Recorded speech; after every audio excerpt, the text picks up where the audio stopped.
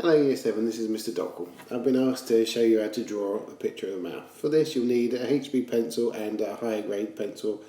First of all you need to start by lightly sketching out the outline of the mouth, looking for as much detail as you can from the picture that you've got.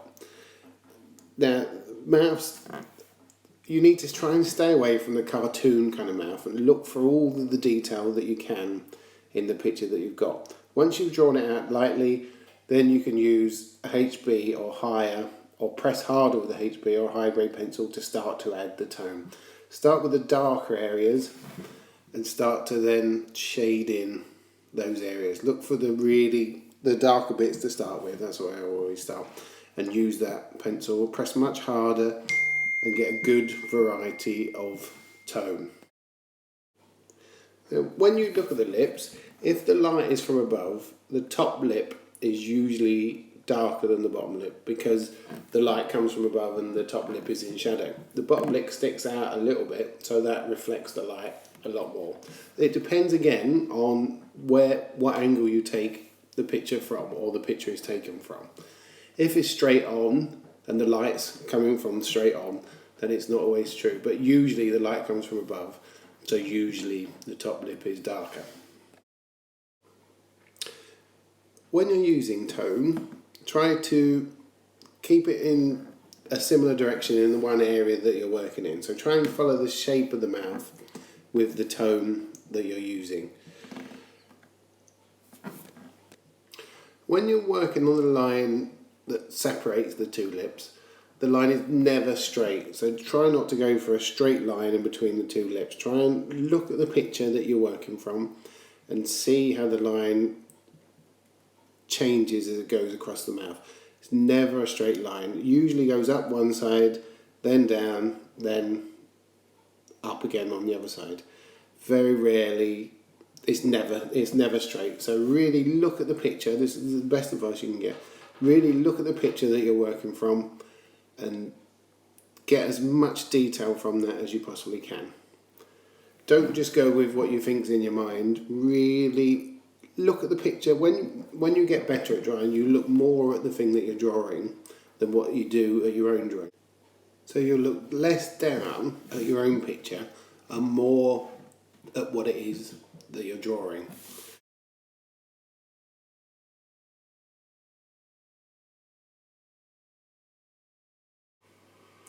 Now the bits at the side of the mouth goes into your face, so it goes in quite deep.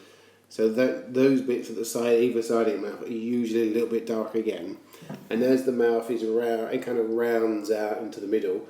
And as it gets into the middle, it gets a little bit lighter. So usually, either side of your mouth is a little bit darker than the middle of your mouth is.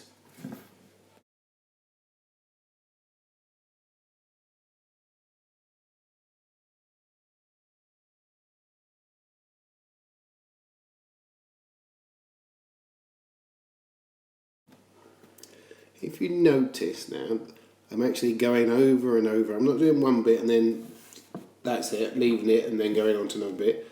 I'm changing it all the time, so I'm going back and forwards over the bits that I've already done, adding shade, looking for where it doesn't quite work, it doesn't look like the picture, and I'm adding more shade over the top. I'm making it darker or lighter or blending bits in.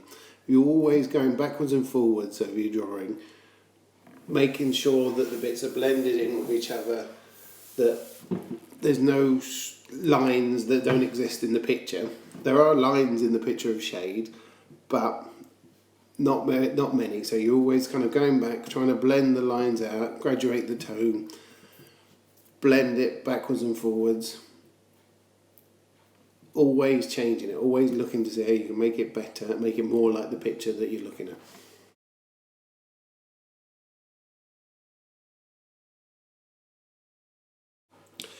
Now, as you can see, I'm working on the shade on the outside of the mouth now. It just makes the mouth look a lot more interesting if you do the areas around it rather than just concentrating on the lips themselves. It's a good way of adding more darker tone, of making it look just a little bit more interesting rather than just a pair of lips. So we're looking at the chin and the muscles around the mouth again following the shape of that with the tone and the angle of the tone and blending those in.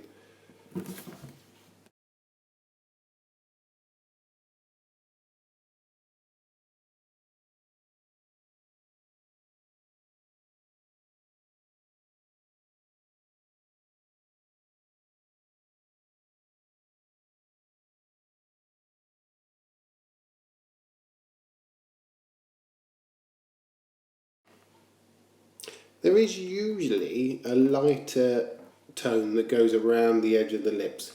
So you'll have the lips, then you'll have a kind of very thin, light tone that you can see around it, and then the shadow again for the rest of where your chin appears and for the muscles around the face that rustles around the lips.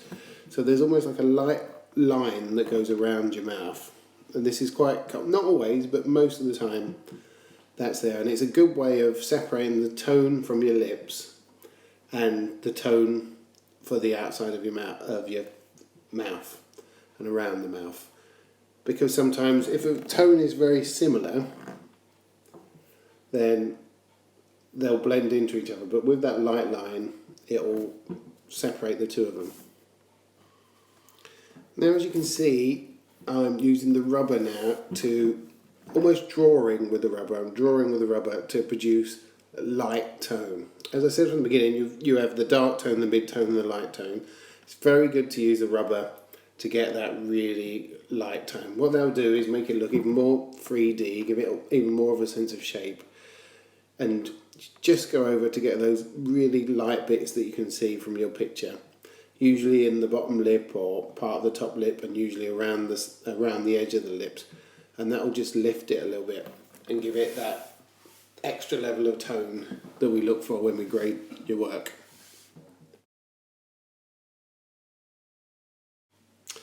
I'm just neatening it now. I'm just going around, going over the bits, making sure that the tone is blended in where the tone is blended in, adding a little bit more around the edge, and really just kind of trying to get it as neat as possible now and as close to the picture as possible.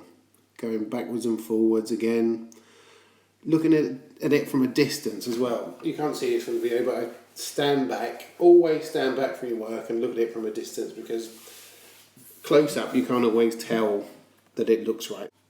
Always take time to look at your work from a distance and not just close up. Right, that's the finished picture. I hope you enjoy Year 7. It is a good thing to do. Good luck.